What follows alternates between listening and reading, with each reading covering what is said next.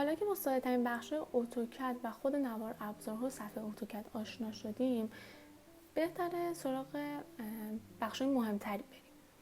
توی خود صفحه اتوکد یه نوار کوچیک این بالا هست که نشانگر آر رو نشون میده به رنگ قرمز. برای همه ورژن ها همینجاست، ممکنه کمی شکلش فرق داشته باشه، برای دقیقاً در همینجا قرار داره. ابتدا یه پنجره هست به نام نیو. زمانی که شما بخواید یه میانبری هم نشون میده، زمانی که شما بخواید یه پنجره جدید رو باز کنید میتونید از کنترل و ان هم استفاده کنید.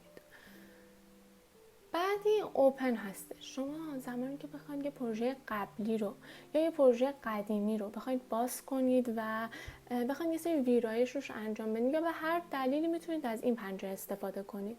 سیو کردن زمانی که شما پروژه خودتون رو انجام دادید اما نمیخواید پروژه رو ببندید، میخواید در همون جایی که قرار داره در همین ترسیمی که هست سیوش کنید. البته از کنترل و اس هم میتونید استفاده کنید. برای سیو از زمانی که شما بخواید یه پروژه رو با یه پسوند جدید یا با یک اسم جدید و در یک فایل جدید بخواید ذخیره کنید، از سیو از استفاده میکنید.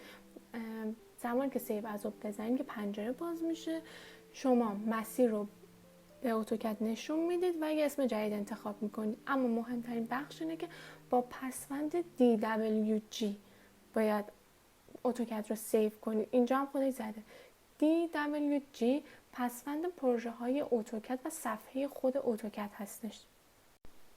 بخش‌های مختلفی هم وجود داره برای پرینت کردن، برای یه سری کارا که حالا به مرور باشون آشنا میشه.